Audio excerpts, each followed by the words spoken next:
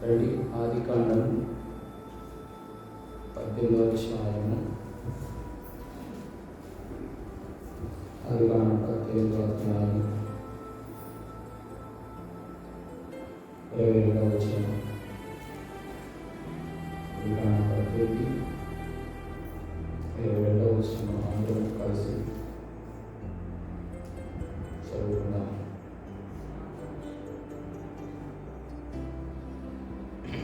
అంటే 18వ అధ్యాయము 22. ఆ మనుషులు అక్కడి నుండి తిరిగి సొదొమ వైపుకు వెళ్ళి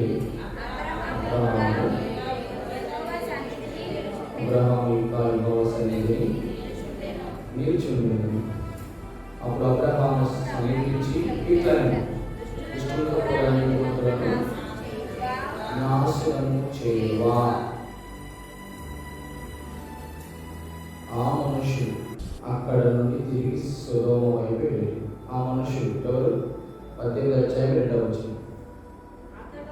అతడు పనులెత్తి చూసినప్పుడు ముగ్గురు మనుషులు అతని ఎదుట నిలబడి ఉండేది. ప్రాసెస్ అక్కడ నుండి ఎక్కడి నుండి 18వ అధ్యాయం మొదలు వచ్చింది. మమ్మల్ని దగ్గర కూర్చున్నప్పుడు యెహోవా అతనికి ప్లేస్ ఏంటంటే మమ్మల్ని దగ్గర ఉన్న సింధూర వనం. పీపుల్ పర్సన్స్ ఎవరు అంటే యెహోవా. యెహోవా అనేటువంటి వ్యక్తి ఎన్ని విధాలుగా కనబడుతున్నాడు? ముగ్గురు మనుషులుగా కనబడుతున్నారు.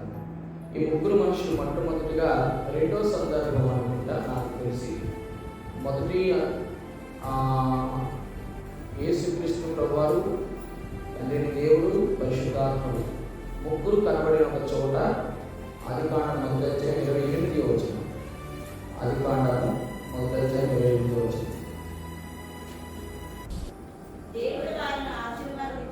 26 వచ్చింది. మన స్వరూపమందు మన పోలిక చొప్పున నరులను.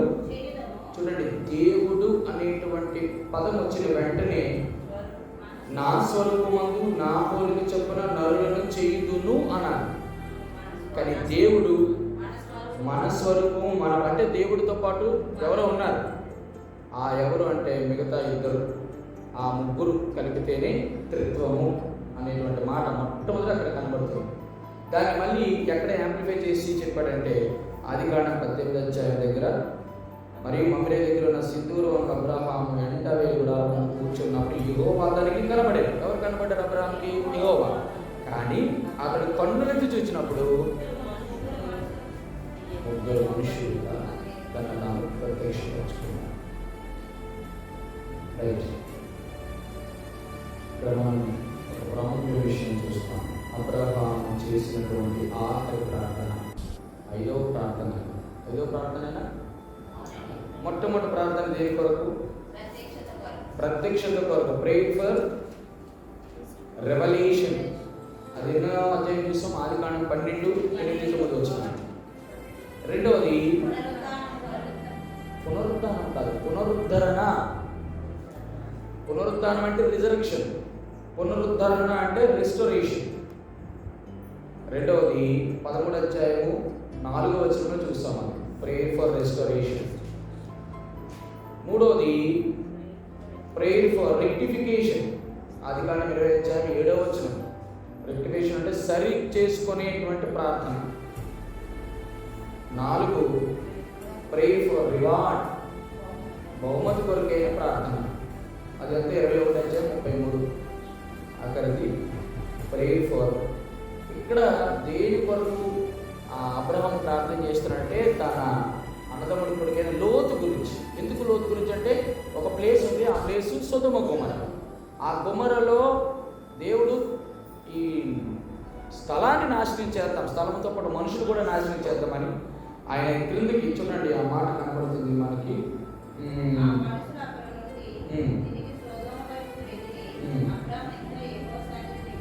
రైట్. అందులో 21 వచ్చింది. నేను దిగిపోయి నా యుద్ధకు వచ్చిన ఆ మొర్ర చొప్పుననే వారు సంపూర్ణం తీసుకుని లేదో చూచెదను చేయగా నేను తెలుసుకున్నాను. ఆ మనుషులు అక్కడ నుంచి సొదొమ వరకు వెళ్ళిరి. వెంటనే అప్పుడు అబ్రహాము అడ్డుపడి ఆయన సమీపించి 23వ వచనంలో దుష్టులతో కూడా నీతిమంతులను నాశనం చేయుగా. అబ్రహాము ఎంత గొప్పదైనటువంటి ప్రార్థన, 5వ ప్రార్థన జ్ఞాపకం చేస్తున్నాడంటే, అక్కడ దుష్టులు ఉన్నారు, నీతిమంతులు ఉన్నారని అబ్రహామే దేవుని చెప్తున్నాడు. అయితే ప్రభువా, అక్కడ నీతిమంతుడు ఒక్కడున్న దుష్టులతో పాటు నీతిమంతులు కూడా చావడం న్యాయమా? నీ దేవునితోనే తిరిగి మాట్లాడి ప్రార్థన చేయడం చూస్తాం అన్నారు. దేని కొరకు అంటే ద ప్రేయర్ ఫర్ రెస్పాన్సిబిలిటీ. మొదటిది ప్రేయర్ ఫర్ రెవల్యూషన్, ప్రత్యక్ష కొరకు ప్రార్థన. రెండోది ప్రేయర్ ఫర్ రెస్టోరేషన్, పునరుద్ధరణ కొరకు ప్రార్థన. మూడవది ప్రేయర్ ఫర్ రెక్టిఫికేషన్, సరి చేసుకున్నట్టుకు ప్రార్థన. 4 ప్రేయర్ ఫర్ రివార్డ్, బహుమతి కొరకైన ప్రార్థన. నెంబర్ 5 ప్రేయర్ ఫర్ రెస్పాన్సిబిలిటీ, బాధ్యత. ప్రార్థన అనేది ప్రతి ఒక్కరి బాధ్యతని జ్ఞాపకం చేయబడతా ఉన్నాం. రైట్. ఈ 18వ అధ్యాయాన్ని 3 భాగాలుగా వర్గీకరిద్దాం. 18th చాప్టర్ టోటల్ని మొత్తం 33 వచనాలని ఒక 3 భాగాలుగా వర్గీకరిస్తే ఇలా వర్గీకరించవచ్చు. మొదటి నుంచి 17 వచనాలు, ఫస్ట్ పారాగ్రాఫ్. దానికి మనం పేరు పెడదాం. మొదటిది ఇక్కడ చూడండి, 10వ వచనం. అందుకైనా నేను ఈ కాలం ఎందుకు మరలా నచ్చించను, అప్పుడు నీ భార్య శారదకుమారుడు చెప్పాను. ఇది నేను బి అనే అక్షరంతో చూస్తున్నాను. మొదటిది బ్లెస్సింగ్ ఫర్ అబ్రహాం. అబ్రహాం యొక్క ఆశీర్వాదం, తన కుమారుడే తనకి గొప్ప ఆశీర్వాదం మొదటిది. రెండవది ఆదికాండం 18:16 నుంచి నెక్స్ట్ పారాగ్రాఫ్ 19లో ఏమనుంది? అప్పుడు యెహోవా నేను చేయబో కార్యం అబ్రాహాముకు దాచెదనా, అబ్రాహాము నిశ్చయముగా బలము గల గొప్ప జనమగును. 17వ వచనం, యెహోవా నేను చేయబో కార్యమును అబ్రాహాముకు. అక్కడ ప్రశ్న చూడండి, తండ్రి దేవుడే అబ్రహాం కొరకలు అంటున్నాడు, నేను ఒకటి చేయాలనుకుంటున్నాను, అది నా స్నేహితుడిని అబ్రహాంకు నేను దాస్తానా? ఇక్కడ 2 విషయాలు జ్ఞాపకం చేయబడదు. ఎందుకు దాయలేదు?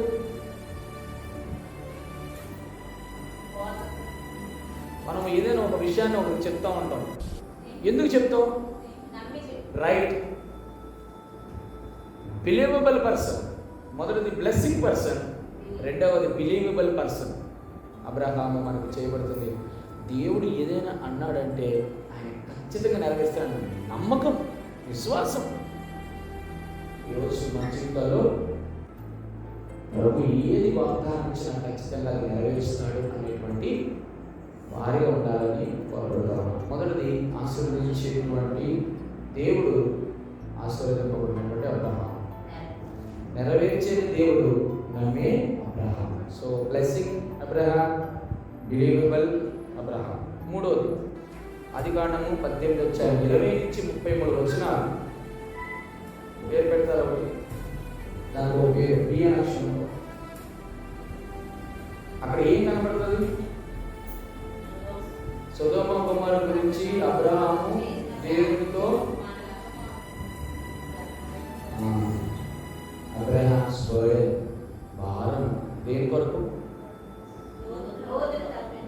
మొదటిది బ్లెస్సింగ్, రెండవది బిలీవబుల్, మూడవది ప్రార్థనలో మనకు 3 భాగాలు వర్గీకరించారు. ఇందులో ఒక 5 ప్రాముఖ్యమైన అంశాలు పి అనే అక్షరంతో చూడడానికి ప్రయత్నం చేస్తాం.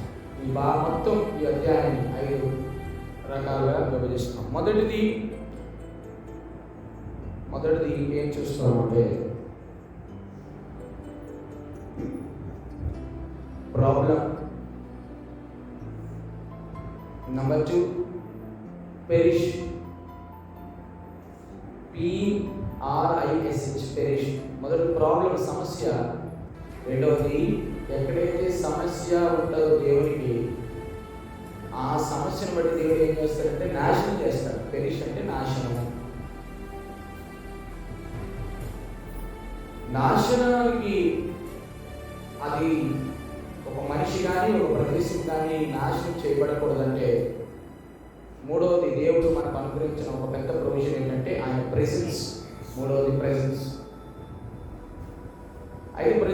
మనం ఏం చేయాలంటే నాలుగోది పిటిషన్ అనగా విజ్ఞాపన. పిటిషన్ చేస్తే దేవుడు మనకి ఇచ్చేది ఏంటంటే ప్రామిస్ ఖచ్చితంగా చేస్తాడు. మొత్తం 5 విషయాలు. మొదటిది సమస్య లేకపోతే ఏ ప్రాబ్లం ఉన్నా. రెండోది దేవుడికి అది ఎలా ఉంటుంది, దేవుడికి సమస్య తెచ్చేది ఏదైనా ఆయన ఏం చేయాలనుకుంటాడంటే నాశనం చేయాలనుకుంటాడు. నాశనం చేసే టైంకి నువ్వేం చేయాలో తెలుసా, అది నాశనం అవ్వకూడదని నువ్వు అనుకుంటే అది పిల్లలే కావచ్చు, దేశం కావచ్చు, ప్రజలే కావచ్చు, బిడ్డలకి ఏదైనా కానీ ఏం చేయాలంటే ఆయన సన్నిధిని పిలిచి ఉండాలి. ఆయన సన్నిధిలో ఉంటే నువ్వేం చేయాలి అంటే ప్రార్థన చేయాలి. పిటిషన్ చేస్తే దేవుడు నీకు ఇచ్చేది వాగ్దానం ఇస్తాడు, ఖచ్చితంగా ప్రమాణం చేస్తాడు. ఈ 5 విషయాలు ఈ అధ్యాయంలో మనం చూస్తాం. మొదటిది ఏమిటి ప్రాబ్లము? ఆదికాండము. ప్రాబ్లం దేని కొరకు చెప్పాలి ఇక్కడ? సొదొమ గొమొర్రా. ఎందుకు సొదొమ గురించి ప్రాబ్లం ఏంటి అంటే ఆదికాండం 13:11. ఆదికాండం 13:11. సొదొమ మనుషులు దుష్టులను యెహోవా దృష్టికి ఇక్కడ దేవుడికి పెద్ద ప్రాబ్లం ఏంటంటే సొదొమ గొమొర్రా ప్రాంతమా మనుషుల. ఇప్పుడు మీరు గమనించారా, దేవుడు ఎప్పుడు కోపం చూపించాలన్నా ముందు మనుషుల వలన ఆ ప్రదేశం నాశనం చేస్తాడు. ముందు ఆ కోపం తట్టుకోలేడు. తర్వాత మరీ పెట్టరైపోతే దేశంతో పాటు మనుషులు కూడా జలప్రలయం ఏం చేశాడు? సర్వలోకం విత్తు మనుషులు విత్తు పశువులు అన్నింటినీ కూడా. ఈ మాట జ్ఞాపకం చేసుకోవాలి. మొదటిది పాపపు సమస్య. సొదొమ గొమొర్రాలో ఉన్నటువంటి పరిస్థితి. ఈ సొదొమ గొమొర్రా మాత్రమే కాదు, ఆ సొదొమ గొమొర్రా కంటే ముందుగా కూడా ఆదికాండము 6:12 అనుకుంటా. చూడండి, భూలోకం ఎట్లుందో. అది చెడిపోయి ఉండేది. భూమి మీద సమస్త శరీరులు తమ మార్గమును చెరిపివేసుకున్నారు. సమస్య ఏంటంటే దేవుడిచ్చిన మార్గము కాకుండా, దేవుడు చెప్పేటువంటి విధానం కాకుండా, దేవుడు ఇచ్చినటువంటి త్రోవ కాకుండా తమ మార్గాల్ని చెరిపేసుకున్నారు. అంటే మార్గం చెరిపేసుకోవడం అంటే అర్థం ఏంటంటే దాని అర్థం నచ్చిన మార్గంకి వెళ్ళిపోయారు. అంటే ఈ గీతను ఏం చేస్తారు వాళ్ళు అంటే ఇంకో దగ్గరికి వెళ్ళాలని. పాపానికి పరిస్థితి ఇదే. ఇటువంటి పాపం వలన ఏమొచ్చింది? నేను గత రాత్రి చెప్పాను, ఇక పాపము చేయకుండాట్లు ఎక్కువ కీడు, తర్వాత పాపం వలన శిక్ష. చూడండి, ఆదికాండం అనుకుంటా, చూడండి 4:3.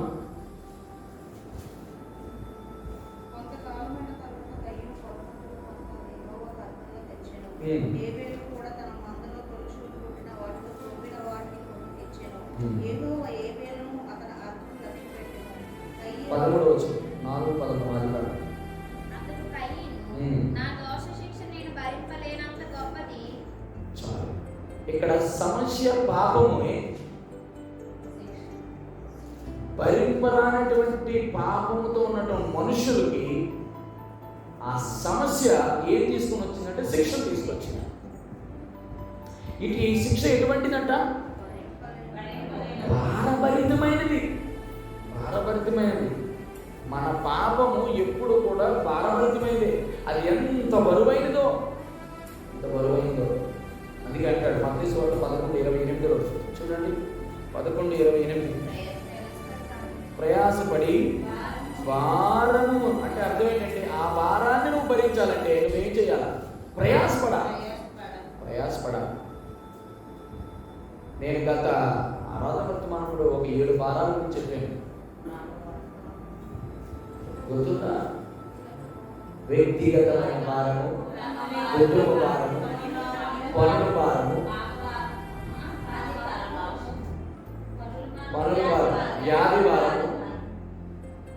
వ్యాధి భారము,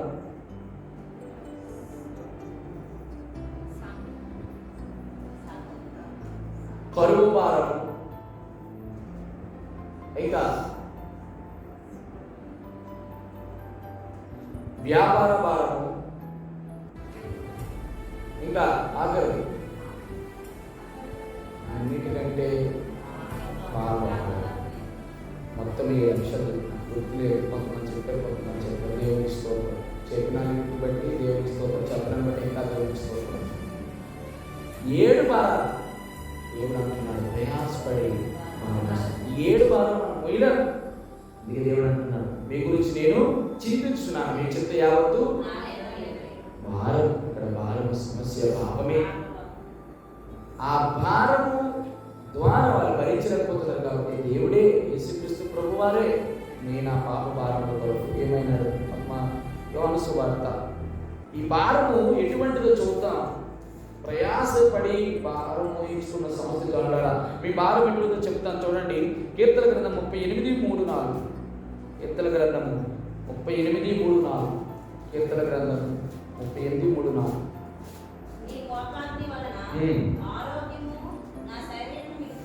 ఎందుకు?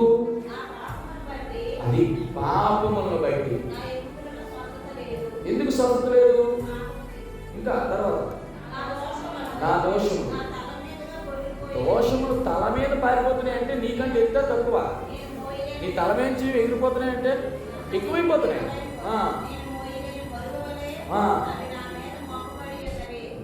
నేను మోయలేనటువంటి భారం అది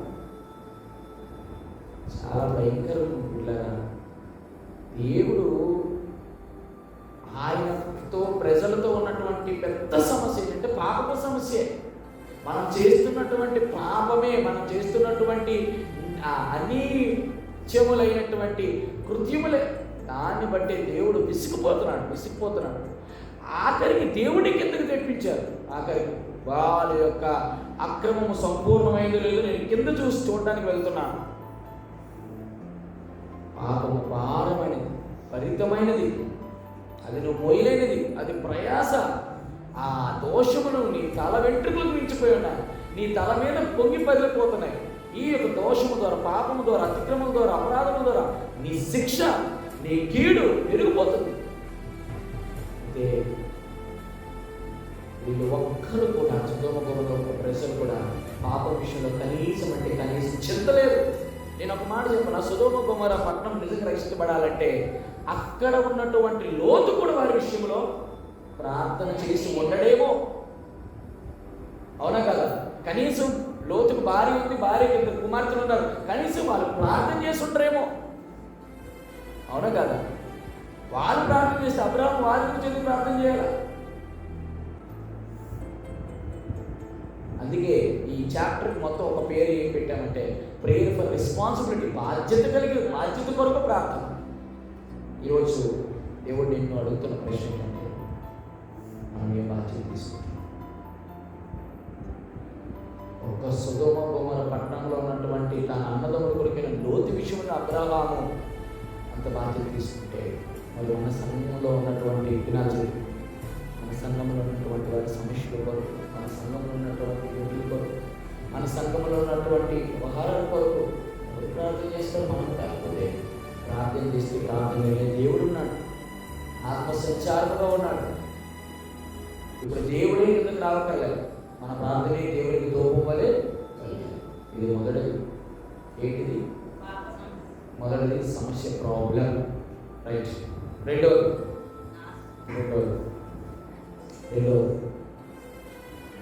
ఏం చెప్పినా పెరిష్, నాశనం. ఎట్లా నాశనం అవ్వడం చూడండి, ఆ మాట చూద్దాం.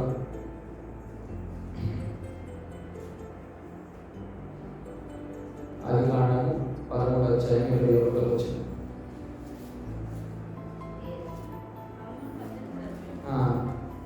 ఇదేమో 18:21.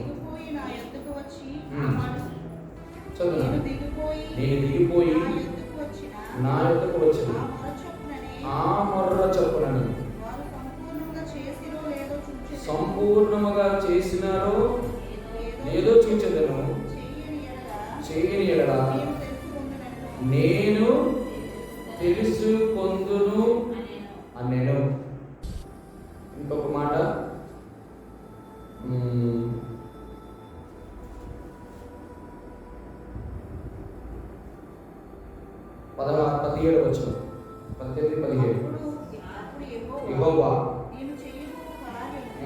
అబ్రహామునకు దాచెదన. రైట్. ఇక్కడ ఏముంది? మొదటి చదివిన దానిలో సొదొమ గొమొర్రాల మొర్ర గూర్చిన మొర్ర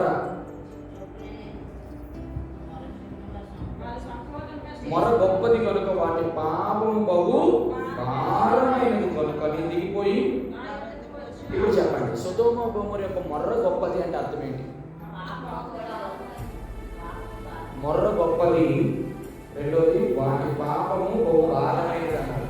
మొర్ర గొప్పది ఏంటి? సొదొమ గొమొర్రా యొక్క మొర్ర గొప్పది ఏంటి?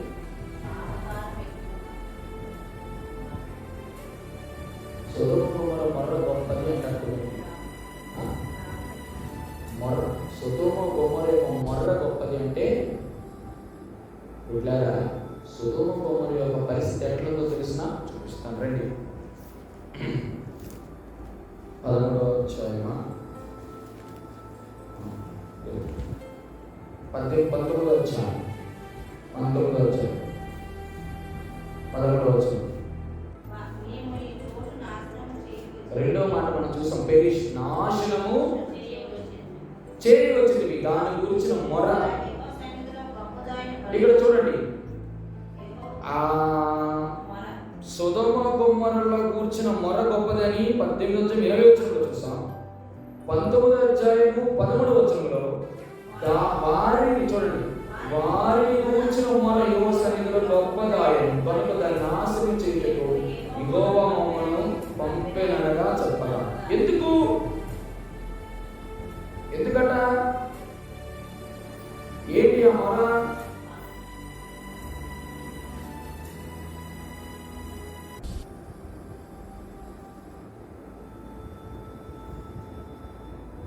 చూడండి, ఆ మాట చూస్తాం. 19వ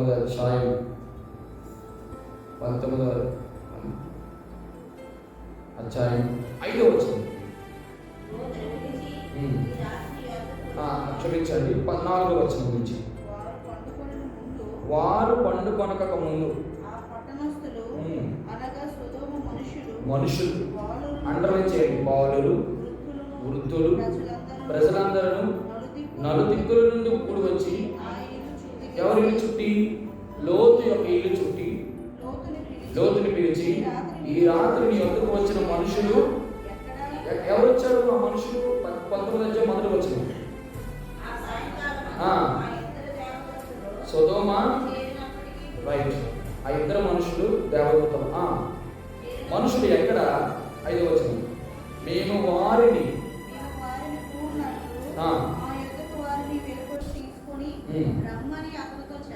అబ్బో, అందులో ఎవరున్నారట? మరలా చదవండి ఆ మాట. 4వ వచనం. బాలురు వృద్ధులు ఒకరా ఇద్దరా? ప్రజలందరూ నలుదిక్కుల నుండి వచ్చి లోతు యొక్క ఇంటి చుట్టూ చేరి వాళ్ళు వేసిన ప్రశ్న చూడండి, ఎట్లాంటి ప్రశ్న వేశారో చూడండి. మీ రాత్రి మీ వద్దకు వచ్చిన మనుషులు ఉన్నారు కదా, ఏమన్నాడు? ఎక్కడ? మేము వారిని కూడినట్లు మా యొద్దకు వారిని. అందులో ఎవరున్నారండి? బాలురు ఉన్నారండి. రెండోది వృద్ధులు ఉన్నారు. బాలులే వృద్ధులే అట్లుంటే మిగతా మధ్యస్థులను ఎవరొస్తారు ఎట్లుంటారు? ఎంత ఘోరమో తెలియదు. ఇప్పుడు నేను అంటాను, మీరు ఆలోచన చేయండి, బాగా ఆలోచించండి.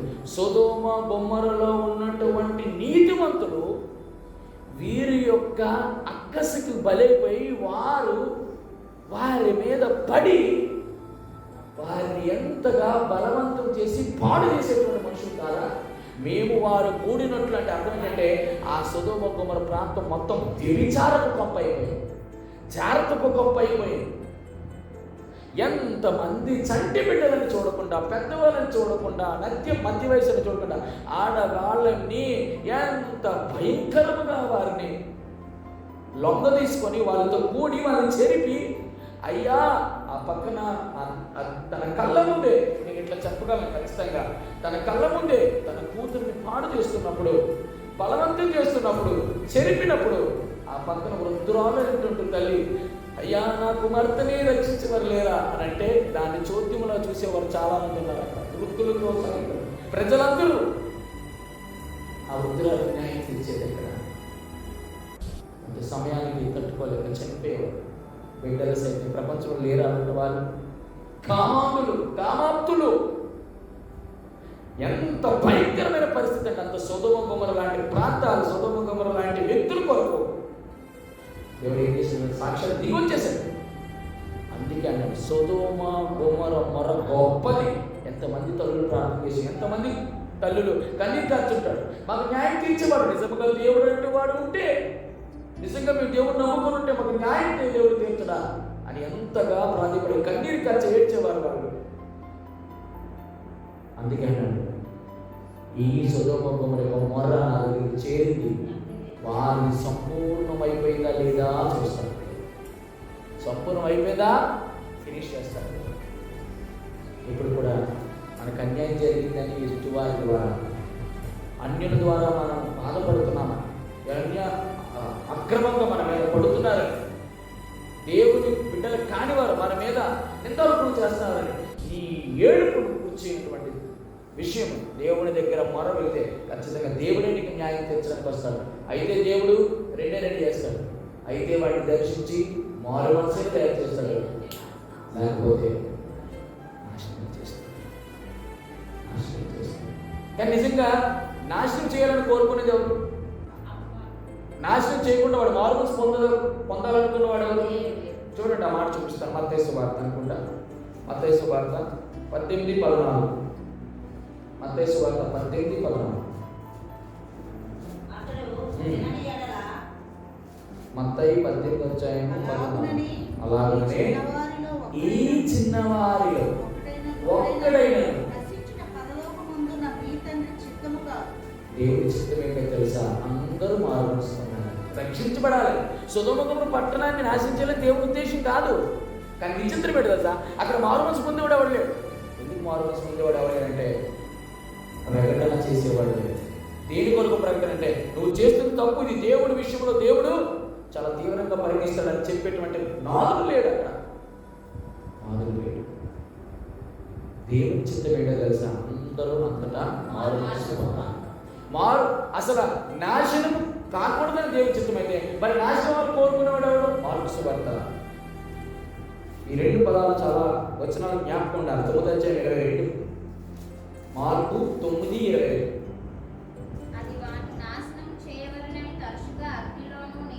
అది అంటే ఎవరు? అపవాది.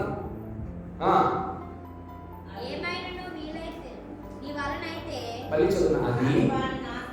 అది వాణిని నాశనం చేయవలెను, తరచుగా అగ్నిలోను నీళ్ళలోను పాడద్రోయును ఏమైనను బయట. ఒక వ్యక్తి చూస్తాం, ఆ వ్యక్తి నాశనం చేయాలి. అది అంటే అపవాది. అపవాదిని అది ఎందుకు పోల్చాం? దెయ్యాన్ని ఏమంటాం? అది అంటావా? ఆడ అంటావా? ఎందుకంటే దెయ్యాన్ని పులింగము కాదు, స్త్రీలింగము కాదు, అది ఆత్మ కాబట్టి అది అంటారు. అవునా కాదు? రైట్. ఇప్పుడు అది ఏం చేయాలనుకుంటే వాడి నీళ్ళలోను అగ్నిలోను ఆయన పడదోసి నాశనం చేయాలనుకుంటారు. ఇది అపవిత్రాత్మ లేదా అపవాది చేసే పని. ఈరోజు బిడ్డలారా, నేను ఒక్కడు జ్ఞాపకం చేస్తున్నాను. నువ్వు అగ్నిలో దూకడం, నువ్వు నీళ్ళలో పడి చచ్చిపోవడం, నీకు సూసైడ్ ఆలోచనలు రావడం, ఎందుకు ఈ బ్రతుకు మీద విసుగు రావడం, ఇవన్నీ చేసే పని ఎవరు? అపవాది చేసే పని. కానీ దేవుడు అది కాదే. దేవుడు ఏమంటున్నాడు తెలుసా? బిడ్డ, నీకు సమయం ఇచ్చాను, మారు మర్చిపోదు. దేవుడు రక్షించబడాలి. సొదొమ గొమొర లాంటి ప్రజల్ని క్షమించే దేవుడు నిన్ను నన్ను క్షమించడా? రెండవది నాశనం. నీ నాశనానికి ముందు నువ్వే ఎందుకు చనిపోతావు? దేవుడు ఎప్పుడు ఈ మాటలు జ్ఞాపకం చేస్తాడు. అందుకే చూడండి, ఆ పాపం వల్ల మనకు వచ్చేటువంటి జీతము రోమా పత్రిక 6:23 రోమా 6:23 ఎలాగనగా పాపం వల్ల వచ్చే జీవితము మరణము. ఎందుకు నాశనం చేయాలనుకుంటాడు దేవుడు తెలుసా? పాపము వలన వచ్చి నీ జీవితము మరణము కాబట్టి దాని విషయమే నువ్వు పశ్చాత్తాపడితే దేవుడు నాశనం చేయడు. నాశనం నేను ఎప్పుడు చేయలేవు, ఎందుకంటే నువ్వు మారుమనసు పొందడమే నాకు కాదు. ఇంకా మనలో ఇంకెవరైనా పరిపూర్ణమైన మారు మనసు లేకుండా ఇంకా పాపంలో నిలిచి ఉంటే దేవుడు నీకు ఇస్తున్న అవకాశం ఉంటుందో తెలుసా? మారు మనసు పొంది బిడ్డ. ఒకవేళ మారు మనసు పొందకుండా దాన్ని ఆలస్యం చేస్తే జాగ్రత్త, నువ్వు నశించిపోతున్నావని నువ్వు జ్ఞాపకం చేసుకో. అందుకే ఆ మాట చూడండి, మత్తయి సువార్త అనుకుంటాను 24:11. మత్తయి సువార్త 24:11.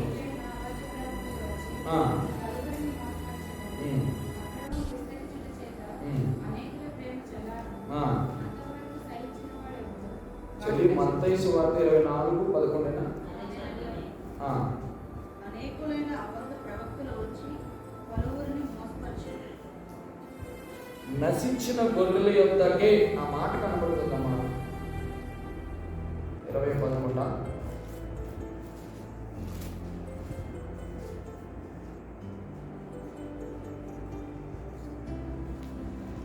సరే, వచ్చిన మిస్ అయిపోయిందేమో, మీకు డౌట్ వచ్చింది. కనబడింది ఎవరికైనా? సరే, యేసుక్రీస్తు ప్రభువారు ఎక్కడికి వెళ్ళాడు? నశించిన గొర్రెల యొద్దకే ఆయన పంపించబడ్డాడు. అందుకే యేసుక్రీస్తు ప్రభువారుగా చెప్పాడు లూకాసు వార్త 19:10 నశించే దానిని వెతికి రక్షించుటకు మనిషి కుమారుడు లోకమునకు వచ్చాడు. ఇక్కడ రెండో మాట మనకి జ్ఞాపకం చేసినట్టే, పాపం వల్ల నాశనమే. నువ్వు మనం చేస్తున్న ప్రతి కార్యం ద్వారా మన అంతలో మనమే నాశనం కొని తెచ్చుకుంటాం. అయితే ఈ నాశనం నుంచి బయటపడాలంటే దేవుడు ఇచ్చినటువంటి ఒకే ఒక అవకాశం ఉంటుంది తెలుసా? మారు మనసు పొందుతా. పిల్లరా, ఇంకా మారు మనసు మనం ఏ విషయంలో పొందాలో, ఇంకా పొందవలసినటువంటి విషయాలు, ఈ బలహీనత నుంచి నువ్వు బయటపడలేకపోతున్నావేమో, ఆ బలహీనత పాపం వైపు తీసుకెళ్లి చివరికి నేను మరణాన్ని పెట్టి వెళుతుందేమో. దేవుడు ఈ రాత్రి ఈ ఉదయ కాల పూట జ్ఞాపకం చేస్తూ ఉన్నాడు.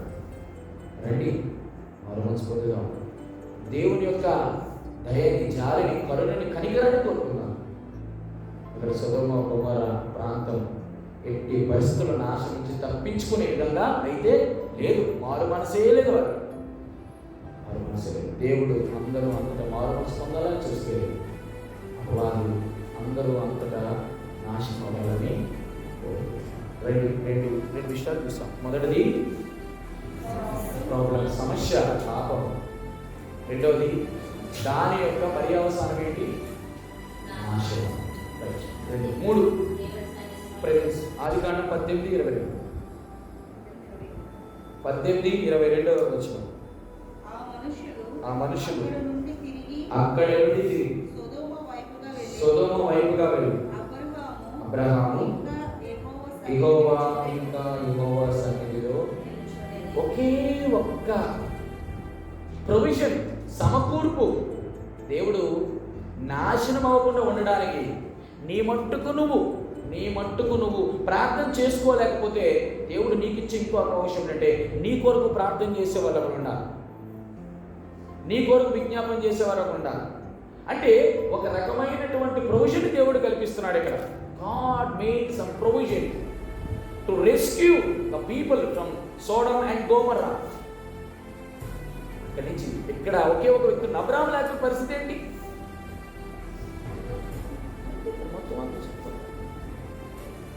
దేవుడు అయితే అందరూ అన్ని విషయాలు దేవుని సన్నిధిలో ఉండడం ప్రాముఖ్యమైన విషయమే.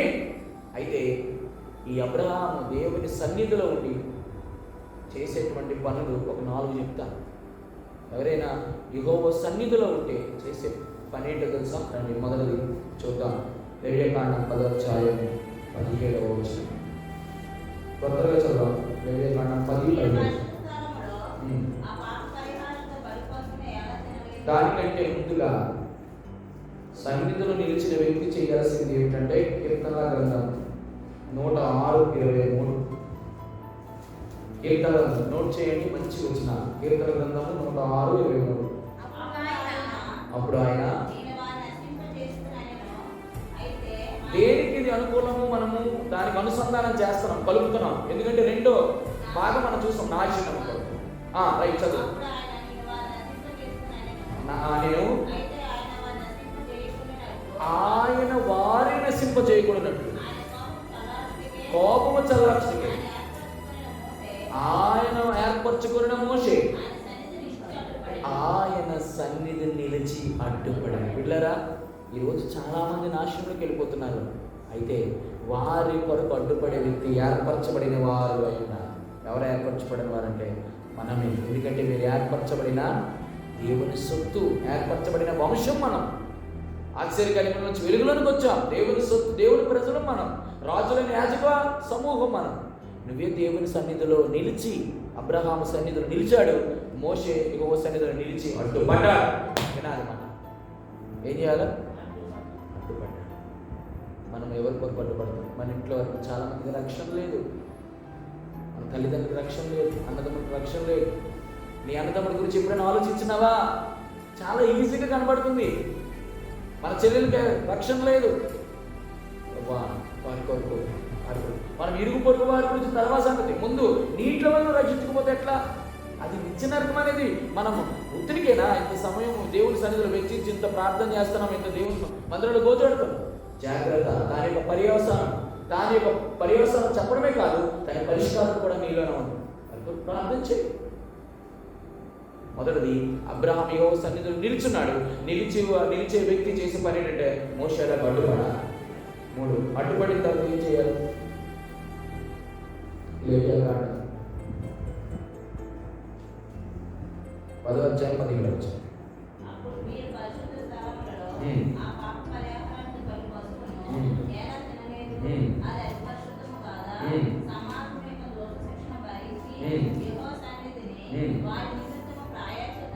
యెహోవా సన్నిధి, అండర్లైన్, వారి నిమిత్తము ప్రాయశ్చిత్తం జరగాలి. రైట్. 3వది, యెహోవా సన్నిధిలో ప్రాయశ్చిత్తం జరగాలి. మొదటిది నిలుచుట, రెండోది అడ్డుపడుట, మూడోది ప్రాయశ్చిత్తం. ప్రాయశ్చిత్తం 3 సందర్భాల్లో చేయాలి. ఎట్లా? వాళ్ళ వరకు మనం చేసే ప్రాయశ్చిత్తం ఏంటి? ప్రాయశ్చిత్తం ఏంటి రండి చూపిస్తాను. 2వ రాజుల గ్రంథం, దానికంటే ముఖ్యంగా 2వ దినవృత్తాంతంలో 6:19-16 చూడండి. 2వ దినవృత్తాంతంలో 2వ దినవృత్తాంతములు 6వ అధ్యాయము.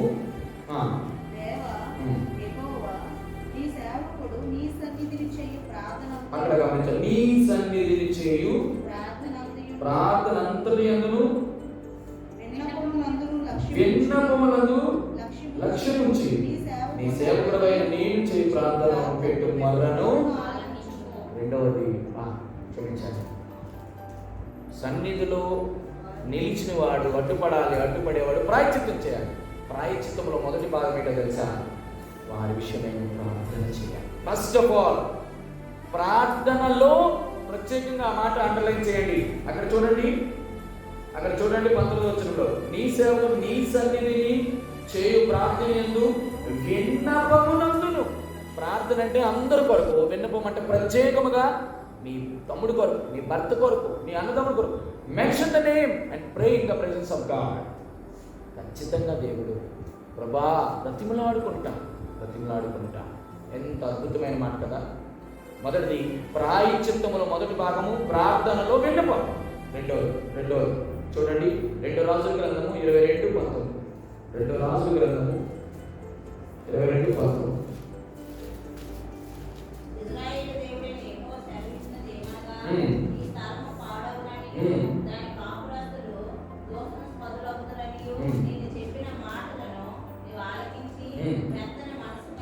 మొదటిది అండర్లైన్ చేయండి, మెత్తటి మనసు కలిగి. చూడండి, యెహోవా సన్నిధిని దీనత్వము ధరించి నీ బట్టలు చిక్కుకొని నా సన్నిధిని కన్నీరు రాచిదేవు కనుక నీకు చేయి మనం నేను. 2వది ప్రాయశ్చిత్తంలో కన్నీరు కార్చుట. మొదటిది ప్రార్థనలో విన్నపము చేయుట. కన్నీరు కార్చుటలో ముందు 2 చేయాలి.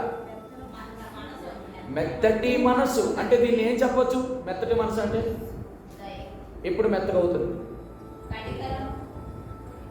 గింజ తీసుకున్నాం, రోట్లో వేసావు, దంచితే మెత్తగా అవుతుంది. అంటే దాన్ని ఎట్లా చెప్పొచ్చు అంటే 51వ కీర్తనలో అంటాడు, విరిగి నలిగిన మనస్సు. విరిగి నలిగిన మనస్సు అది మొదలు ఉండాలండి, నలిగిపోవాలి మందిరంలో. విరిగి నలిగిన మనస్సును ధరించుకొని ఏం చేయాలా? యెహోవా సన్నిధిని హంబుల్. నీకు ఎప్పుడు వస్తుంది తెలుసు బిడ్డ, నేను చెప్పన సీక్రెట్ ఏంటంటే, కన్నీరు రావడానికి మొట్టమొదటిది చేయాల్సినటువంటి మొట్టమొదటి పని ఏంటి తెలుసా? దీనత్వం. దీనత్వం నీకు ఎప్పుడు వస్తుందంటే, నలిగిపోవాలి, అరిగిపోవాలి, కరిగిపోవాలి. విరిగి నలిగిన మనసే నీకు ఇష్టమైన బలి. అటువంటి మనసును ఎప్పుడు అలక్ష్యం చేయవు దేవా. ఇప్పుడు విషయం ఏంటంటే, మనం అందరం ప్రార్థన చేస్తున్నాం, ఇంటికి విరిగి నలిగిన మనసుతో చేస్తున్నామా? రెండోది, విరిగి నలిగిన మనసు ఎప్పుడు వస్తుందో, మన దీనత్వం, దీనులమైపోతాం దేవా. దీనుడు అంటే అర్థం ఏంటో తెలుసా? ప్రభా, నా మట్టుకు నేనైతే నా బిడ్డలు కానీ, నా భర్త కానీ, నా ఇంట్లో వాళ్ళు కానీ, నేను ఎవరైతే అనుకుంటున్నా వారు కానీ ఎవ్వరూ మారలయ్యా, ఎవ్వరూ మారరు. వాళ్ళు కఠినులు, they're well hard stone people. వాళ్ళు చాలా కఠిన, వాళ్ళు మారలేరు. దానికి మారడానికి ఒకే ఒక కారణం తెలుసా? నీ కన్నీరు. కన్నీరు ఎప్పుడు వస్తుంటే, నీ హృదయం పగలాలి, నలగాల. అప్పుడే కన్నీరు ఎందుకు రాదు నీకు అంటే, నీ హృదయం నలగలేదు, నీ మనసు మెత్తనవ్వలేదు. ఆ కారణం చేత దేవుడు మన ప్రార్థన కూడా వినాలి. దేవుడు కూడా వినండి. ప్రాయశ్చిత్తంలో మొదటి భాగం ఏం చెప్పాను? ప్రార్థనలో విన్నాను. 2, కన్నీటిలో మెత్తటి విరిగి నలిగిన మనసు. రైట్. 2, 3 చూస్తాం రండి. 3వ కీర్తన గ్రంథం 62.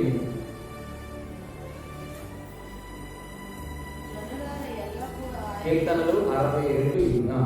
జనులారా ఎల్లప్పుడూ ఆయన యందు నమ్మికుంచుడి, ఆయన సన్నిధిని మీ హృదయములను కుమ్మరించుడి. సన్నిధి అంటే ఆయన సన్నిధిని మీ హృదయములను.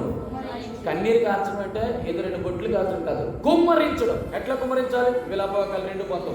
త్వరగా నీవు లేచి రేయి మొదలు దొమ్మన మర్ర పెట్టము, నీళ్లు కుమ్మరించినట్లు ప్రభు సన్నిధిని హృదయమును కుమ్మరించము. నీవు నీ పసిపిల్లల ప్రాణం కొరకు నీ చేతులు ఆయన తట్టు. విలాపవాక్యాలు 2:19. నేనంతా చెప్పాను చెప్పి నీళ్లు కుమ్మరించిన నీ కన్నీరు ధారలుగా ప్రభు సన్నిధిని కుమ్మరించుకుంటే బిడ్డగా మనం మన ఆశ్రమంలో నుంచి మన బిడ్డలు కానీ, మన భర్తలు, భార్యలు కానీ, ఇరుపరు వారు, మన కుటుంబకులు కానీ ఎవరిని మనం రక్షించుకోలేదు. మూడోది ఏం చెప్తున్నారు? ప్రెజెన్స్. ఆయన సన్నిధిలో అబ్రహాము నిల్చున్నాడు, మోషే అడ్డుపడ్డాడు. ఏం చేశాడు? ప్రాయశ్చిత్తం చేశారు. ప్రాయశ్చిత్తం ఎన్ని రకాలుగా చేశారు? మొదటిది ప్రార్థనలో విజ్ఞాపన చేశారు. 2, విరిగి నలిగిన మనసుతో దీనత్వము కలిగి కన్నీరు కాచారు. ఆ కన్నీరు కుమ్మరిస్తేనే రక్షించబడతారు. బుద్ధునికే తూతూ మంత్రాలు, ప్రభా నా బిడ్డను రక్షించు, నా అన్నదమ్ముని రక్షించు, నా కుటుంబాన్ని రక్షించు, అంత ఈజీ రాదు, అంత ఈజీగా రావు. దేవుడు ఒక రక్షణ కార్యం, మామూలు కార్యమా? పెళ్లి చేయాలంటేనే, మామూలు పెళ్లి చేయాలంటే కొన్ని లక్షలు పట్టుకోవాలి, ఒక ఇల్లు కట్టాలంటే కొన్ని లక్షలు పట్టుకోవాలి. మరి అంతకంటే గొప్ప కార్యమైనటువంటి మనిషిని మార్చాలంటే మరి నువ్వు ఎంత క్రయం చెల్లించాలి, ఎంత ప్రయాసపడాలి? దేవుడు నీకు ఇచ్చిన ఒకే ఒక ప్రొవిజన్, ఆయన సన్నిధి, ప్రెజెన్స్. 4 పిటిషన్లో ఒక 3 చెప్తాను.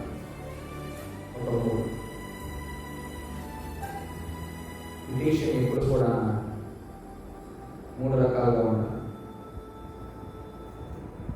మొదటిది సప్లికేషన్, రెండోది స్కోప్, మూడోది సిన్సియర్. మొదటిది సప్లికేషన్. ప్రార్థన అనేటప్పటిగా ప్రార్థన చేయమాకండి, ప్రార్థనలో ఖచ్చితంగా విజ్ఞాపన, అది గుర్తుంచుకోండి. ఇప్పుడు అబ్రహాము చేసిన ప్రార్థన విజ్ఞాపన. ఎందుకు? రైట్. అంటే ఈ స్పెసిఫైడ్ ద పర్సన్.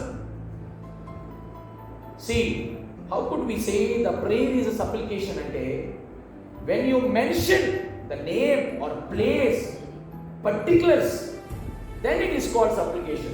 ప్రార్థనలో విజ్ఞాపన అంటే ప్రార్థన అంటే ప్రభా నా దేశాన్ని రక్షించు కానీ కాదు, నా దేశంలో ఉన్న దయానంద నగర్లో ఉన్నటువంటి సియోను ప్రార్థన మందిరంలో ఉన్నటువంటి బ్రదర్ కొరకు ప్రార్థన చేస్తాను. That is called specification. చెప్తున్న ప్రార్థనలో స్పెసిఫికేషన్ ఉండకపోవచ్చు, కానీ సప్లికేషన్లో స్పెసిఫికేషన్ ఉండాలి. ఖచ్చితంగా వారి యొక్క సప్లికేషన్ ఎట్లా చేసినాడు అబ్రహాం లోతు విషయంలో. అయితే ఒక మాట, ఇక్కడ చిన్న టర్మ్స్ అండ్ కండిషన్స్ ఉన్నాయి. దేవుడు ఎవరు చేసిన ప్రార్థనను వింటారు, కానీ విజ్ఞాపన కొంతమంది వింటారు. ఎవరా విజ్ఞాపన కొంతమంది అంటే యాకోబు రాసిన పత్రిక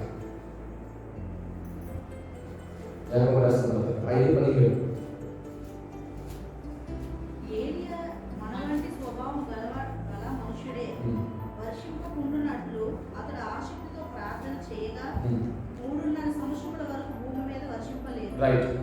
దాని పైన 16 ఈ పాపములను ఒకరితో ఒకరు ఒప్పుకొని మీరు స్వస్థ పొందినట్లు ఒకరి కొరకు ఒకరు ప్రార్థన చేయండి. నీతిమంతుని విజ్ఞాపన మనపూర్వకమైనది, బహు బలము గలదై ఉండును. రైట్. ఇక్కడ చూడండి, పైన ఒకరి కొరకు ఒకరు ప్రార్థన చేయమన్నాడు.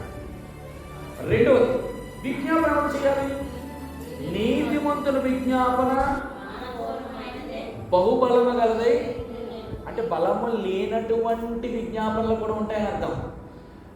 బలము లేని విజ్ఞాపన ప్రార్థనలు ఎవరు అంటే అనీతిమంతులు, పవిత్రత లేనిది, పరిశుద్ధత లేని వాడు చేసేది. కానీ నీతిమంతుడు చేసిన ప్రార్థన విజ్ఞాపన బహుబలం, బలం కాదట. ఇప్పుడు నేను చెప్పిన నీ ప్రార్థనలో బలము లేదంటే అర్థం ఏంటి తెలుసా? నీలో ఇంకా ఎక్కడో ఏదో అది సరి చేసుకోవాలి. ప్రభా నా ప్రార్థన ఎందుకు వినట్లేదు, ఎందుకు నా భర్త రక్షించబడట్లేదు, ఎందుకు నా ఆడవాళ్ళు రక్షించబడట్లేదు, ఎందుకు నా భర్త వీటి విషయంలో నువ్వు ప్రత్యేకమైన శ్రద్ధ ఏంటో తెలుసా?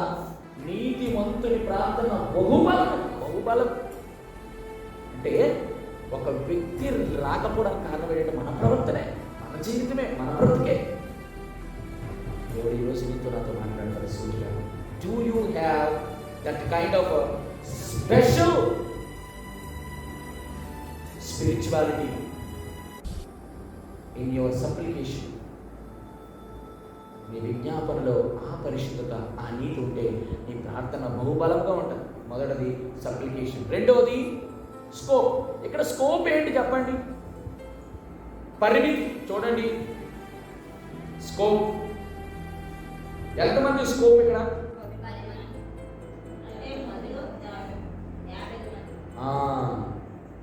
పట్టణంలో చాలా మంది ఉన్నారు, కానీ ఎక్కడి నుంచి లావాదేవీలు మొదలెట్టి అభిప్రాయం? ఎన్నిసార్లు దేవుడు బ్రతిమలాడాడో చెప్తారా ఆ అధ్యాయంలో? 4. మరొకసారి చూడండి, ఎన్నిసార్లు బ్రతిమలాడాడు? 50 మంది, 40 మంది, 45, 51, 45, 2, తర్వాత 43, 34,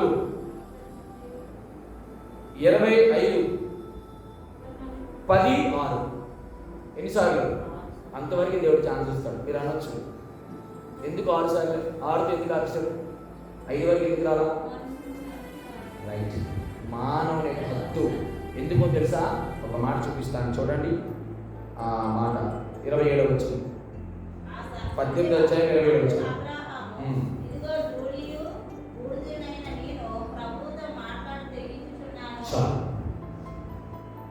6 వరకు నువ్వు సాక్షాత్ ఎవరితో మాట్లాడుతున్నావో తెలుసా?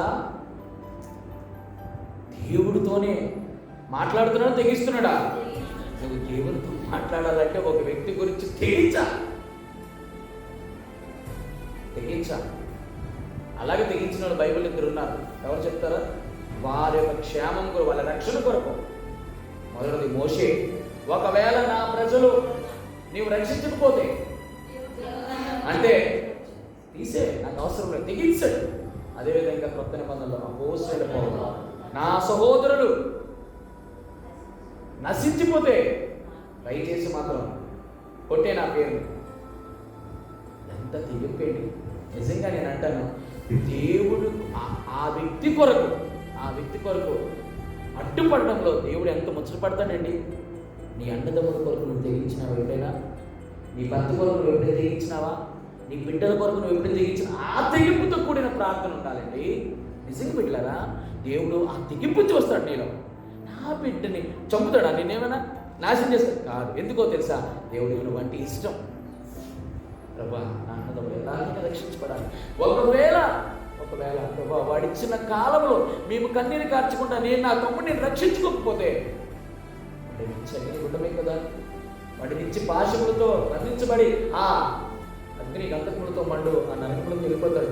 ఇప్పుడు నేను చెప్పనా, నువ్వు బ్రతికుండి మారు మనసు లేనప్పుడు వాడిని చూసి నువ్వు ఈరోజు ఏడ్చుకొని ప్రార్థన చేయకపోతే, నువ్వు బాధపడకపోతే, నువ్వు కన్నీరు కార్చకపోతే, రేపు పొద్దున్న వాడు వెళ్ళే స్థలం విషయంలో నువ్వు కన్నీరు కార్చిన పని ఒక్కసారి చేయి దాటిపోయాడా? దేవుడి సమయం. అందుకే సమయము సద్వినియోగం చేసుకోమంటున్నాడు దేవుడు. సద్వినియోగం చేసుకో. మొదటిది సప్లికేషన్, రెండోది స్కోప్.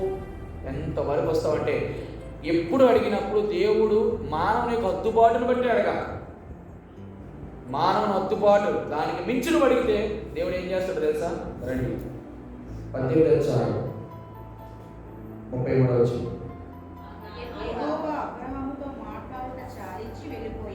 యెహోవా అబ్రహాముతో మాట్లాడు చాలించి ఎవరి పేరు రైట్, దేవుడే వెళ్ళిపోతాడు. అంతకంటే ఎక్కువ మాట్లాడితే ఇంత నీ ఆర్గ్యుమెంట్ చేయాల్సిన అవసరం ఉండదు. దేవుడు ఎక్కువ ఆర్గ్యుమెంట్ చేయడు. మేము మొరపడగండి. ఎరా 50 నుంచి మొదలెట్టావు, 45కి వచ్చావు, 40 నుంచి 30కి వచ్చావు, 30 నుంచి 20కి వచ్చావు, 10 కోటికి వచ్చావు. ఇంకెక్కువ మాట్లాడితే ఎందుకు వెళ్ళిపోయాడు చెప్పనా? ఎందుకు చెప్పండి? అబ్రహాము దేవుడికి స్నేహితుడు మాట ఏం చేయగలరా? దేవుడు చాలా తెలియదు. మామూలు విషయం. ఎంతవరకు పోల్చుకుంటాడో, ఎంతవరకు యాక్సెప్ట్ చేస్తాడో అంతవరకు చేస్తాడు. అబ్రహాము మానవ రీచుడు కదా. ప్రభా ప్లీజ్ ప్రభా 10 నుంచి 5. మీరు తెలుసలేదు, అబ్రహాము మన దేనిలోనంటే పోట్లాట్లు చేసినప్పుడు పట్టేసుకున్నాడు. ఒరే వదలరా, ఆయన తెల్లారైపోతుంది. వదలడు, ఈయన వదలడు, ఈయన ఎందుకు నువ్వు నన్ను ఆశ్రమిస్తే కానీ. ఇంకా అద్భుతం కదా. మానవుడి యొక్క బలహీనత అదేనండి. తెలుసు, మానవ యొక్క బలహీనత తెలుసు, బలము తెలుసు. అందుకే ఎక్కడి వరకు ఇవ్వాలో అంత స్కోప్ ఇచ్చేస్తాడు. అయిపోయింది. రైట్, ఇంకా ఆకలి చూసి ముగిస్తున్నాం. సమయం అయిపోయింది. ఏం చూసాం? మూడవది సిన్సియారిటీ. ఇక్కడ ఏంటంటే నీతిమంతుని ప్రార్థన. అబ్రహాము నీతిమంతుడా కాదా? ఎట్లా నీతిమంతుడు? అబ్రహాము యాకోబు రాసిన పత్రిక ఆ మాట ఎంత బాగుంటుందో. ఎక్కడమ్మా?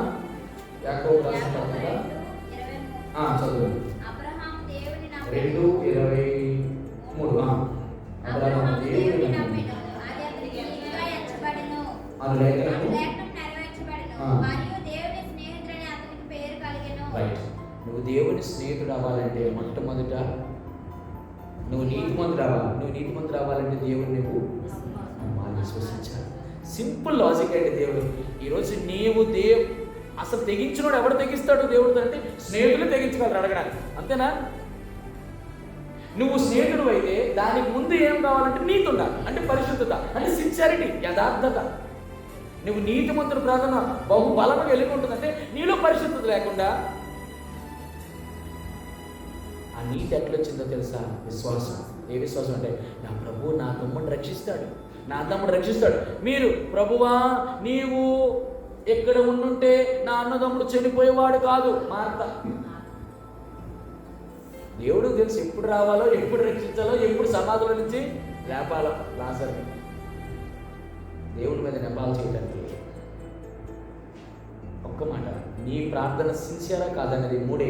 మొదటిది విశ్వాసంతో కూడిన ప్రార్థన ఉండాలి, రెండోది నీతితో కూడిన ప్రార్థన ఉండాలి, మూడోది దేవుడికి స్నేహితుడై ఉండాలి. అంటే అర్థం ఏంటంటే ఏది దాచుకోక అన్నీ చెప్పగలగాలి. ప్రభు వారి పరిస్థితి అంతా నువ్వు చెప్పాలి. అది మూడేంటి ప్రార్థనలో ఉన్నటువంటి సిన్సియారిటీ. సిన్సియర్ అంటే ఏది దాచుకోకుండా మనం ఎప్పుడైనా దేవుడి దగ్గర విజ్ఞాపన చేసినప్పుడు కొన్ని దాచుకొని కొన్ని వదలకూడదు దేవుడి దగ్గర. విచిత్రం ఏంటంటే మనం అంటే నేను ఇలా అనుకుంటాను, కొన్నిసార్లు నాకు అనిపిస్తుంది, ప్రభు మీ అంత బుద్ధిహీనం అంటే నువ్వు సమస్తము ఎరిగిన వాడు మా హృదయాలు కదా, మాకు ఏది అవసరమో మేము ఎవరికో ప్రార్థన చేస్తాం, ఎవరి రక్షణ కొరకు ప్రార్థన చేస్తాం, నీకు తెలియదా ప్రభు అన్నాను, అంతే కదా. కానీ దేవుడు ఏంటంటే మనకు అన్నీ తెలిసినప్పటికీ కూడా నీ నోటితో ఒప్పుకోవాలి, ప్రార్థన చేయాలి, ఆ భారం నీకు ఉందని దేవునికి చిత్తం అంతే. ఇంక అంతకంటే లేకపోతే ఆ సారేపతి గ్రామంలో, సారేపతి అంటున్నాను, ఆ సుఖార అనేటువంటి గ్రామంలో ఉన్నటువంటి ఆ వ్యభిచార స్త్రీ, సమర స్త్రీని రక్షణ కొరకు ఎవరు ప్రార్థన చేసి ఉంటారండి? చేశారా? ఎవరైనా చేశారా? ఎవరు ప్రార్థన చేయలేదు. కానీ వీధికి వచ్చి రక్షించాడు, వీధికి వచ్చి రక్షించాడు. ఎందుకు చెప్పనా? ఎందుకు ఆయన ఎందుకు రక్షించాలి? ఎవరు ప్రార్థన చేయలేదు ఎందుకు? ఎందుకంటే ఆ వ్యక్తి కొరకు ప్రార్థన చేసేయడానికి ఆవిడ ఆ ఊరిలో మహాభయంకరమైన పాపం, తన కొరకు ఎవరు ప్రార్థన చేస్తారు? కొంతమంది ప్రార్థన చేయకుండా దేవుడి కనికరం, విశేషమైన కనికరం చొప్పున ఏం చేస్తాడు దేవుడు? వాళ్ళు రక్షించడం కోసం తానే వస్తాడు. కానీ కొంతమంది నీ ఇంటిలో ఉన్నావు, దేవుని బిడ్డ ఉన్నావు, నీ బంధువులు నీ ఇంటిలో ఉన్నవారు రక్షణ కొరకు దేవుడు నిన్ను ఇచ్చాడు కాబట్టి నీ ప్రార్థన. మొదటిది సప్లికేషన్, విజ్ఞాపన. రెండోది స్కోర్, ఎంత అడగాలో ఎలా అడగాలో దేవుడు నీకు తెలుసు. మూడోది సిన్సియారిటీ, విశ్వాసము, నీతి, దేవునితో అనుబంధం. దేవుడికి ఇష్టడు అబ్రహాం. 5 విషయాలు చూస్తూ వచ్చాం. మొదటిది ప్రాబ్లం, రెండోది పెరిష్, సమస్య, రెండోది నాశనం. ఎప్పుడైనా పాపం సమస్య ఉందా, మారు మనసు పొందకుండా ఉన్నావా, నాశనం అయిపోతావు, తిరిగిలేదు అన్న డౌట్. ఏదో ఒక రోజు పెళ్లి మనం దిగుతుంది దేవుని ఉగ్రత. ఎప్పుడైతే నాశనం అవ్వడానికి రెడీగా ఉన్నావో దేవుని యొక్క ప్రొవిజన్, దేవుని యొక్క సమకూర్పు ఏంటంటే దేవుని యొక్క సన్నిధి నీకు దగ్గరగా వస్తుంది. ఆ సన్నిధి అంటే సువార్త కావచ్చు, వాక్యమే కావచ్చు, దేవుని మందిరమే కావచ్చు. ఇప్పుడు అక్కడ నుండి సన్నిధిని నిల్చుంటూ చేయాల్సింది ఏంటి? పిటిషన్. ఎన్ని రకాలుగా చేసినాడు? ఎన్ని రకాలు? మొదటిది నిలవాలి, అడ్డుపడాలి, ప్రాయశ్చిత్తం చేయాలి, కన్నీరు కార్చాలి, కుమ్మరించాలి, రైట్. తర్వాత విన్నపములు ఏం చేశాడు? సిన్సియారిటీ, స్కోప్, ఎంతలో మనం దేవుడిలో త్యజించాలో అంత. 5. మూడోది రైట్. లాస్ట్ ఫైనల్గా ప్రామిస్ ఏం చేశాడో తెలుసా? ప్రామిస్ చేశాడా లేదా? ఏం చేశాడో చెప్తారా? అక్కడ చూడండి, 18 అక్కడ చూసి ముగిస్తాం.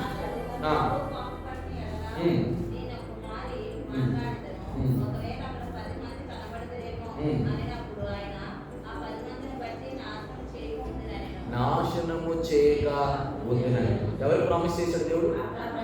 అబ్రహాం. నేను చెప్పనా, ప్రామిస్ దేవుడు నీకు చేయాలంటే ఖచ్చితంగా నువ్వు ఒకటి చేయాలి. ఏడు తెలుసా? యెహోవా సన్నిధి నిలిచి ఉండాలి. దీన్ని ఏమంటే పెర్సిస్టెన్సీ. ఎక్కడ 50 మంది నుంచి మాట్లాడి తెగించడం స్టార్ట్ చేశాడు, 50 మందితో వదిలేశాడా? 40కి వచ్చాడా? 40 వచ్చాడా? 30కి వచ్చాడా? 20కి వచ్చాడా? 10కి వచ్చాడు. అంటే కంటిన్యూగా అంటే అర్థం ఏంటంటే యెహోవా సన్నిధిలో నిలిచి అంటే పెర్సిస్టెంట్, స్థిరము కలిగి. అందుకే అంటాడు నీ ప్రార్థన మెలకువగా స్థిరంగా చేయాలి. దేవుడు నీ యొక్క మొర వినంత వరకు. దేవుడు 38 సంవత్సరాల నుంచి కోనేరు దగ్గర పడి ఉన్నాడు, ఏ రోజు కూడా ప్రార్థన చేయలేదు. ప్రార్థన చేసి ఉండొచ్చేమో బహుశా, ఇంకా ప్రార్థనకి జవాబు రాలేదు, 35 సంవత్సరాలు అయిపోయింది, ఇంక ఈ పరిస్థితి వాకి దేవుడి నా దగ్గర రావడానికి. విచిత్రమైన ఒక 5 డే 38 సంవత్సరాలు గడిచిపోతే 30 సంవత్సరాలు అడుగు పెట్టే టైంకి యేసు ప్రభు వారు డైరెక్ట్గా వచ్చారు. ఇంకా స్విమ్మింగ్ పూల్ అవసరం లేదు, పెద్ద కోనేరు అవసరం లేదు, సాక్షాత్ దేవుడే వచ్చి తను ఏం చేశాడు? అది దేవుడు చేసే గొప్ప కార్యం. బిడ్డ, నీ జీవితంలో కార్యం జరగాలంటే యెహోవా సన్నిధిని నిలిచి ఉండి దేవునితో మాట్లాడి తెగించాలి. విచిత్రం చెప్పనా, నీ మొరకి విసిగిపోయి ఆయన నీ దగ్గర నుంచి వెళ్ళిపోవాలి, అప్పుడు పనిచేయాలి. అమ్మ ఇడు విడిచిపెట్టేట్లేడు బాబు, వీడికి ఏదో ఒకటి చేయాలన్నట్టు ఉండాలన్నమాట. ఇది నిజం. నేను ఎందుకంటే వాక్యాధారంగా చెప్తున్నాను. విచిత్రం ఏంటంటే 3 విషయాలు జ్ఞాపకం ఉంది. మొదటిది ఆయన సన్నిధిలో నిలిచి ఉండాలి. రెండోది ప్రార్థన చేసినప్పుడు నేను దుమ్మిని ధూళిని తగ్గించుకోవాలి. మూడోది నువ్వు త్యజించాలి. నేను చెప్పనా బిడ్డలారా? ఒకటి ఇక్కడ 2 ఒక్క మాట నేను ఖచ్చితంగా చెప్పగలను. ఏంటో తెలుసా? When a believer have a burden, definitely he will have a bargaining nature. Bargaining అంటే బార్గెనింగ్ అంటే మనం ఉదాహరణకి వంకాయలు కొనడానికో, బెండకాయలు కొనడానికో, దొండకాయలు కొనడానికి వెళ్తాం, బేరం ఆడతాం. దేవుడితో నేను చెప్పిన మాట, మనం బేరం ఆడుతున్నామా, ఇవి ఎంత అని అడిగామనుకో, ఇది 50 రూపాయలు, 20 రూపాయలకి ఇస్తావా అని అంటుంది. కొంచెం ఊచుకోండి, ఏంటి 50 అంటే 20 అడిగింది అన్న. అమ్మా ఇది 20 రూపాయలకి, 5 రూపాయలకి ఇస్తామా, మన బేరసార్లు కలిగి ఉంటాయి. ఆ టైంకి ఏమవుతుంది, వాడి పాపం వచ్చేస్తూ ఉంటుంది. అన్నా 1 కేజీ ఏంటట రైస్ ఇస్తావా అంటే, బాబు కేజీ రైస్ 50 రూపాయలు, 20 రూపాయలకి ఇస్తావా. తన్నుకొని వచ్చేస్తుంది వాడికి, వాడి కోపం తట్టుకోలేదు. కొంతమంది అంతే కదా. విచిత్రం ఏంటో తెలుసా, మానవుని హద్దుబాటు ఉన్నంత వరకు దేవుడిని ఖచ్చితంగా ఓర్చుకుంటాడు. ఇంకా లాభం లేదు, ఏడు నన్ను ఎలాగో కన్విన్స్ చేసి 20 రూపాయలకి అడిగేస్తాడు అని చెప్పేసి డైరెక్ట్గా వెళ్తా. అక్కడి నుంచి, బాబు నువ్వు కొనక్కర్లేదు, నువ్వు నాకు 20 రూపాయలు ఇవ్వక్కర్లేదు, దయచేసి ఈ ప్లేస్ విడిచిపెట్టి, అయితే వాడిని వెళ్ళిపోవాలా, లేకపోతే దాన్ని వదిలేసి వీడియో కాన్సెప్ట్ దూరం వెళ్ళిపోయినంత తర్వాత అయినా రావాలి. అక్కడ దేవుడు ఏం చేసాడో తెలుసా, లాస్ట్ 33వ వచనం, యెహోవా అబ్రహాముతో మాట్లాడుతూ చాలించి వెళ్ళిపోయాడు. అబ్రహాము తన ఇంటికి అప్పుడు వెళ్ళాడండి. అబ్రహాం పరుగు వెళ్ళలేదు, పీచు దారాలు. నేను ఎట్లా చెప్తాను, తను ఇక్కడ నేను అంటే అబ్రహాము నేనేమని చూపిస్తున్నానంటే, అబ్రహాము బాధ్యత, ఆతురత, భారం కలిగి నా అన్నదమ్ముడు కొడుకుని ఎలాగైనా వారి కుటుంబాన్ని అలాగే రక్షించుకోవాలనేటువంటి ఆశ ఎవరిలో ఉంది, అబ్రహాములో ఉంది. ఈరోజు దేవుడు అటువంటి వారికినట, వారిని బట్టి నేను నాశనం చేయనని ప్రమాణము ఖచ్చితంగా నీ ఇంట్లో రక్షించబడతాం, మన భార్య బిడ్డలు రక్షించబడతారు, మన ఇరుగు పొరుగు రక్షించబడతారు, వాళ్ళందరూ మనకు వస్తారు. 5 మాటలు చెప్పాను. మొదటిది సమస్య, రెండవది నాశనం, మూడవది సన్నిధి, 4 ప్రార్థన, 5 అబ్రహాం చేసిన 5 ప్రార్థనలు చెప్పాను. ఈ 5 అంశాలను ఆధారం చేసుకుని కొద్దిసేపు దేవుడి మాటల్లో ప్రార్థన చేస్తున్నాం. దేవుడు పరిశుద్ధ వాక్యం దీవించుగాక. ఆమేన్.